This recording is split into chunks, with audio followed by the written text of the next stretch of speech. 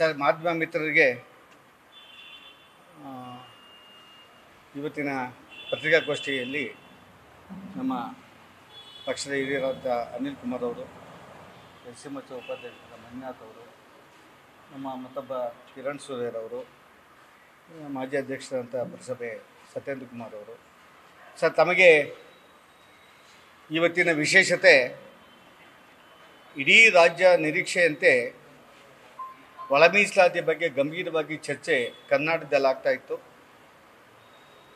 Justice Nagamohan Das ಅವರ ವರದಿ ಇವತ್ತು ಕ್ಯಾಬಿನೆಟ್ನಲ್ಲಿ ಮಂಡನೆ ಆಗಿದೆ. ರಾಜ್ಯದ ಶೋಷಿತ ವರ್ಗದವರು, ವಿಶೇಷವಾಗಿ ಒಳ ಮೀಸಲಾತಿಗೆ ಹೋರಾಟ ಮಾಡಿದಂಥ ಮಾದಿಗ ಸಮುದಾಯ ಇಡೀ ರಾಜ್ಯದಲ್ಲಿ ಇವತ್ತು ಒಳ ಮೀಸಲಾತಿ ಜಾರಿಯ ಬಗ್ಗೆ ಸ್ಪಷ್ಟ ಸಂದೇಶ, ತೀರ್ಮಾನವನ್ನು ಈ ರಾಜ್ಯದ ಮುಖ್ಯಮಂತ್ರಿ ಸಿದ್ದರಾಮಯ್ಯ ಮಾಡ್ತಾರೆ ಅಂತ ವಿಶ್ವಾಸದಿಂದ ಇದ್ವಿ. ಇವತ್ತು ಮತ್ತೊಮ್ಮೆ ಸಿದ್ದರಾಮಯ್ಯನವರು ಹಿಂದಿನ ಚಾಳಿಯನ್ನೇ ಮುಂದುವರಿಸಿದ್ದಾರೆ. ಇವತ್ತೇನು ಕ್ಯಾಬಿನೆಟ್ಗೆ 7ನೇ ತಾರೀಕು ಬರ್ತದೆ, ಒಳ ಮೀಸಲಾತಿ ಬಗ್ಗೆ ಒಂದು ಸ್ಪಷ್ಟ ತೀರ್ಮಾನ ಆಗ್ತದೆ ಅಂತ ಹೇಳಿದರು. ಮತ್ತೊಮ್ಮೆ ಅದರ ದಾಖಲಾತಿಗಳನ್ನು ಕ್ಯಾಬಿನೆಟ್ ಮಂತ್ರಿಗಳಿಗೆ ನೀಡಿ 16ನೇ ತಾರೀಕು ಮತ್ತೊಮ್ಮೆ ಚರ್ಚೆಯನ್ನು ಮಾಡ್ತೀವಿ, ಕ್ಯಾಬಿನೆಟ್ ಸಚಿವರ ಜೊತೆಯಲ್ಲಿ ಮುಕ್ತ ಚರ್ಚೆ ಮಾಡಿ ತೀರ್ಮಾನವನ್ನು ಮಾಡ್ತೀವಿ ಅಂತ ಹೇಳಿದ್ದಾರೆ. ಬಹುಶಃ ತಮಗೆಲ್ಲ ಗೊತ್ತಿದೆ, ಹಿಂದೆ ಜಸ್ಟಿಸ್ ಸದಾಶಿವ ಅವರು ಒಂದು ರಿಪೋರ್ಟನ್ನು ಕೊಟ್ಟಿದ್ದರು ಒಳ ಮೀಸಲಾತಿಯ ಬಗ್ಗೆ.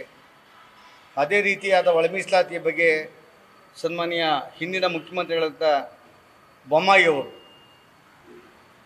ಆ ಸದಾಶಿವ ಆಯೋಗವನ್ನು ಯಾವುದೇ ತೀರ್ಮಾನ ಕೈಗೊಳ್ಳದೆ ಸನ್ಮಾನ್ಯ ಮಾಧುಸ್ವಾಮಿಯವರ ಅಧ್ಯಕ್ಷತೆಯಲ್ಲಿ ಸಮಿತಿಯನ್ನು ಮಾಡಿ ಒಳ ಮೀಸಲಾತಿಯ ಬಗ್ಗೆ 15ರಿಂದ 17% ಮಾಡಿ ಈ ರಾಜ್ಯದ ಶೋಷಿತ ವರ್ಗಕ್ಕೆ ವಿಶೇಷವಾಗಿ 6, 5.5, 4.5, 1 ಮಾಡಿ ಜಾರಿ ಮಾಡಬೇಕಂತೇಳಿ ಕೇಂದ್ರ ಸರ್ಕಾರಕ್ಕೆ ಕಡತವನ್ನು ಕಳಿಸ್ಕೊಟ್ಟಿದ್ದರು. ಕರ್ನಾಟಕ ರಾಜ್ಯದಲ್ಲಿ 15% ಇರೋದಕ್ಕೆ 17% ಆಗಿತ್ತು, ಜಾರಿಯಲ್ಲಿ ಇದೆ ಈಗ.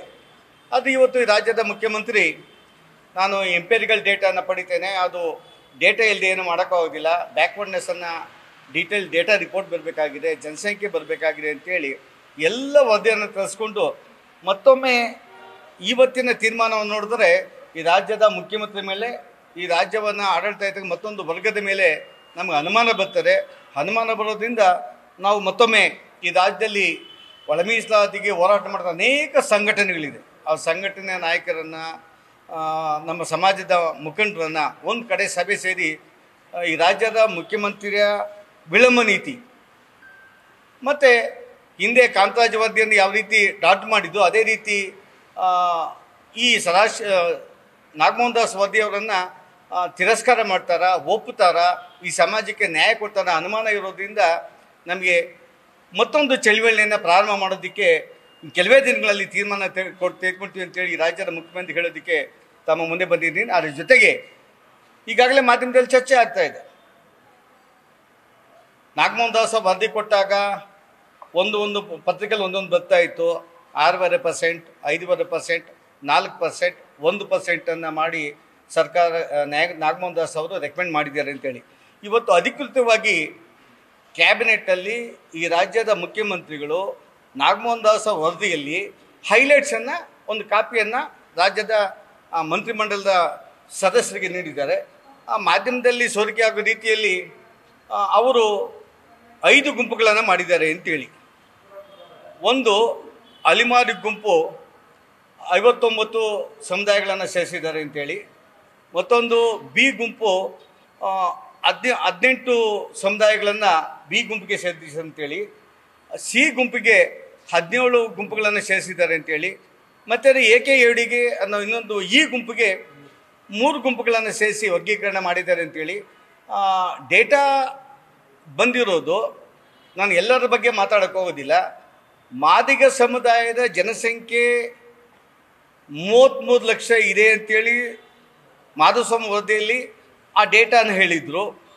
ಇವರು ಇಲ್ಲ, ಸರಿಯಾಗಿ ಆಗಲಿಲ್ಲ, ತಿರಸ್ಕಾರ ಮಾಡಬೇಕು, ಇದು ಅನ್ಯಾಯ ಮಾಡ್ತಾ ಇದ್ದಾರೆ, ಜನಸಂಖ್ಯೆ ಸರಿಯಾಗಿ ಬರಲಿಲ್ಲ ಅಂತೇಳಿ ಮಾದಿಗರಿಗೆ ಹೆಚ್ಚಿಲ್ಲ ಅಂತೇಳಿ ಅನೇಕ ಚರ್ಚೆಗಳು ಈ ರಾಜ್ಯದ ಮಾಧ್ಯಮದಲ್ಲಿ ಆಗಿತ್ತು. ಇವತ್ತು ವರದಿಯಲ್ಲಿ 37 ಲಕ್ಷ ಈ ರಾಜ್ಯದಲ್ಲಿ ಮಾದಿಗರಿದ್ದಾರೆ ಅಂತೇಳಿ. ಅಲಿಮಾರಗಳಲ್ಲಿರ್ತಕ್ಕಂಥ ಮಾದಿಗ ಸಮುದಾಯವನ್ನು, AKADಯಲ್ಲಿರ್ತಕ್ಕಂಥ ಮಾದಿಗ ಸಮುದಾಯವನ್ನು ಹೊರತುಪಡಿಸಿ, AKADಯಲ್ಲಿ ಮಾದಿಗ ಸಮುದಾಯ ಇದೆ, ಅಲಿಮಾರಿ ಸಮುದಾಯದಲ್ಲಿ ಮಾದಿಗ ಸಮುದಾಯ ಇದೆ, ಅದನ್ನು ಹೊರತುಪಡಿಸಿ ಕೇವಲ ಮಾದಿಗ ಒಂದು ಗುಂಪು, ಹೋಮೋಜಿನಿಯಸ್ ಗುಂಪು ಏನಿದೆ, ಆ ಹೋಮೋಜಿನಿಯಸ್ ಗುಂಪು 37 ಲಕ್ಷ ಮಾದಿಗರು ಕರ್ನಾಟಕದಲ್ಲಿ ಇದ್ದಾರೆ ಅಂತೇಳಿ ಈ ರಾಜ್ಯದ ಮುಖ್ಯಮಂತ್ರಿಗಳು ತಮ್ಮ ಕ್ಯಾಬಿನೆಟ್ ಸಚಿವರು ಕೊಟ್ಟಿದ್ದ ಪತ್ರದ ಇದೆ ಅನ್ನೋದೇ ಸೋರಿಕೆ ಆಗಿದೆ. ಅದ್ರ ಜೊತೆಗೆ ನಮ್ಮ ಬಲಗೈ ಸಮುದಾಯ ಕೇವಲ 30 ಲಕ್ಷ ಇದ್ದಾರೆ ಅಂತೇಳಿ ಈ ವರದಿಗಳನ್ನು ಮಾಧ್ಯಮದಲ್ಲಿ ಅಥವಾ ಪತ್ರಿಕೆಗಳಲ್ಲಿ ಸೋರಿಕೆ ಆಗ್ತದೆ ನೋಡಿದಾಗ ಈ ರಾಜ್ಯದ ಮುಖ್ಯಮಂತ್ರಿಗಳಲ್ಲಿ ಈ ರಾಜ್ಯದ ಮಾದಿಗ ಒಕ್ಕೂಟಗಳು, ಮಾದಿಗರ ಎಲ್ಲ ನಾಗರಿಕರು, ವಿದ್ಯಾರ್ಥಿಗಳು ಒತ್ತಾಯವನ್ನು ಮಾಡೋದು ಜನಸಂಖ್ಯೆ ಆಧಾರದ ಮೇಲೆ ಮತ್ತು ಬ್ಯಾಕ್ವರ್ಡ್ನೆಸ್ ಮೇಲೆ. ನಿಮ್ಮ ನಾಗಮೋಹನ್ ದಾಸ್ ಅವರು ಕೊಟ್ಟಿರ್ತಕ್ಕಂಥ ವರದಿ ಆಧಾರದ ಮೇಲೆ ನಮಗೆ ಆಂಜನೇಯವರಿಗೆ ಏನು ಒತ್ತಾಯ ಮಾಡಿದ್ದಾರೆ, 8% ಈ ರಾಜ್ಯದ ಮಾದಿಗರಿಗೆ ಕೊಡಬೇಕಾಗಿ ಬರ್ತದೆ. ಸುಪ್ರೀಂ ಕೋರ್ಟ್ ಜಡ್ಮೆಂಟ್ನ ರೀತಿಯಲ್ಲಿ ಬ್ಯಾಕ್ವರ್ಡ್ನೆಸ್ ಮೇಲೆ ತೀರ್ಮಾನ ಮಾಡಿದಾಗ 8% ಕೊಡಲೇಬೇಕು ಅಂತ ಈ ರಾಜ್ಯದ ಮುಖ್ಯಮಂತ್ರಿಯನ್ನು ಕಾಂಗ್ರೆಸ್ ಸರ್ಕಾರನ ಒತ್ತಾಯವನ್ನು ಮಾಡ್ತಾ ಈ 16 ಸ್ಪಷ್ಟತೆ ಇಲ್ಲದ ಹೋದರೆ ನಾವೇನು ಹಿಂದೆ ತೀರ್ಮಾನ ಮಾಡಿ 1ನೇ ತಾರೀಕು ಈ ರಾಜ್ಯದಲ್ಲಿ ಪ್ರತಿಭಟನೆ ಮಾಡಿದ್ದೀವಿ. ಭವಿಷ್ಯದ ಮುಂದಿನ ದಿನಗಳಲ್ಲಿ ನಮಗೆ ನೇರವಾಗಿ ಆ ಡಿಜಿಟಲ್ ರಿಪೋರ್ಟ್ ಏನಿದೆ, ಇದು ಉದ್ಯೋಗದಲ್ಲಿ ನಾವೆಲ್ಲ ನೋಡ್ತಾ ಇದ್ದೀವಿ. ನಾನೀಗ ಉದ್ಯೋಗದಲ್ಲಿ ಎಷ್ಟು % ಪಡೆದಿದ್ದೀವಿ, ಮತ್ತು ಮನೆಗಳು ಎಷ್ಟು % ಪಡೆದಿದ್ದೀವಿ, ಎಕನಾಮಿಕಲ್ ವೀಕ್ ಎಲ್ಲ ಡೇಟಾ ನಮ್ಮ ನಾಗಮೋಹನ್ ದಾಸ್ ಪಡೆದಿದ್ದಾರೆ. ಆ ಎಲ್ಲದರಲ್ಲೂ ಡ್ರಾಪ್ಔಟ್ಸ್ ಅಂದರೆ ರೇಟನ್ನು ನೋಡಿದ್ರೆ ನಮಗೆ ಗಾಬರಿ ಆಗ್ತದೆ. ಮಾದಿಗರು ಡ್ರಾಪ್ಔಟ್ಸ್ ಇರ್ಬೋದು, ಬಲಗೈ ಡ್ರಾಪ್ಔಟ್ಸ್ ಇರ್ಬೋದು, ಅಥವಾ ಇನ್ನು ಲಂಬಾಣಿ ಬೋಗಳ ಡ್ರಾಪ್ಔಟ್ಸ್ ಇದೆಲ್ಲ ನೋಡಿದಾಗ ನಮಗೆ ಗಾಬರಿ ಆಗ್ತದೆ. ತಾವೇನು ಈ ದೇಶದ ಸುಪ್ರೀಂ ಕೋರ್ಟ್ ಚಂದ್ರಚೂಡ್ ಅವರ ಜಡ್ಮೆಂಟಲ್ಲಿ 38/2 ಆರ್ಥಿಕ ಸಮಾನತೆಗೆ, ಸಾಮಾಜಿಕ ಸಮಾನತೆ ಕೊಡುವ ದಿಕ್ಕಿನಲ್ಲಿ ರಾಜ್ಯಗಳ ಜವಾಬ್ದಾರಿ ಇದೆ. ಆ ದಿಕ್ಕಿನಲ್ಲಿ ವಿಶೇಷ ಯೋಜನೆಗಳನ್ನು, ವಿಶೇಷ ಮೀಸಲಾತಿಯನ್ನು ಕೊಡುವ ದಿಕ್ಕಿನಲ್ಲಿ ಪ್ರಾಮಾಣಿಕ ಪ್ರಯತ್ನ ಮಾಡ್ದ ಹೋದರೆ ಇವತ್ತೇನು ನಮ್ಮ ಕಣ್ಣು ತೆರೆಸಿದ್ದೀರಾ, ಬಹಳ ವರ್ಷಗಳಿಂದ ವಂಚಿತರಾಗಿದ್ದೀವಿ. ಜನಸಂಖ್ಯೆ ಹೆಚ್ಚಿದ್ದೇನೂ ಸಹ ಬಡ್ಜೆಟಲ್ಲಿರ್ಬೋದು, ಮಂತ್ರಿಮಂಡಲದಲ್ಲಿರ್ಬೋದು, ಅಥವಾ ಜಿಲ್ಲಾ ಪಂಚಾಯತಿ, ತಾಲೂಕು ಪಂಚಾಯತಿ ಇರಬಹುದು, ಎಲ್ಲ ಆ್ಯಂಗಲ್ಗಳಲ್ಲಿ ಈ ರಾಜ್ಯದಲ್ಲಿ ಹೆಚ್ಚು ಜನಸಂಖ್ಯೆ ಇದ್ದೂ ಸಹ ವಂಚಿತರಾಗ್ತಾ ಇದ್ದೀವಿ. ಅದಕ್ಕೆ ನ್ಯಾಯ ಕೊಡೋ ದಿಕ್ಕಿನಲ್ಲಿ ಇಡೀ ಮಾದಿಗ ಸಮುದಾಯ ಎಲ್ಲರ ನಾಯಕತ್ವದಲ್ಲಿ ಹೋರಾಟಕ್ಕೆ ಇಳಿತೀವಿ. ಎಚ್ಚೆತ್ಕೊಳ್ಬೇಕಂದ್ರೆ ಈ ರಾಜ್ಯದ ಮುಖ್ಯಮಂತ್ರಿಗೆ ಹೇಳೋದಕ್ಕೆ ಇಷ್ಟಪಡ್ತೀನಿ.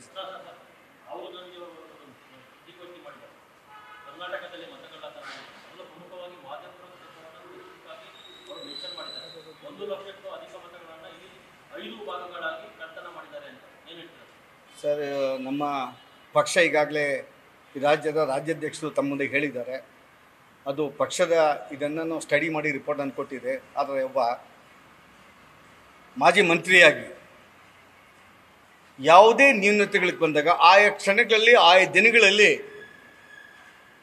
ಯಾವ ಸಂಸ್ಥೆಯಿಂದ ನಿಮ್ಗೆ ಅನ್ಯಾಯ ಆಗೋದನ್ನು ಆವತ್ತಿನ ಕಂಪ್ಲೇಂಟನ್ನು ಕೊಟ್ಟು ನ್ಯಾಯವನ್ನು ಪಡೆಯುವಂಥ ಅಧಿಕಾರ ಈ ದೇಶದ ರಾಹುಲ್ ಗಾಂಧಿಗೆ ಅಲ್ಲ, ಪ್ರತಿ ನಾಗರಿಕರಿಗೆ, ಪ್ರತಿ ಮತದಾರರಿಗೆ ಇದೆ ಅನ್ನೋದನ್ನು ಕಾಂಗ್ರೆಸ್ ಅವರು ಹತ್ಕೊಬೇಕಂತ ಹೇಳೋಕ್ಕೆ ಇಷ್ಟಪಡ್ತೀನಿ ಸರ್. ನ್ಯೂಸ್ ಫಸ್ಟ್, ನಿರ್ಭೀತಿಯಿಂದ ನಿಮ್ಮ ಪರವಾಗಿ.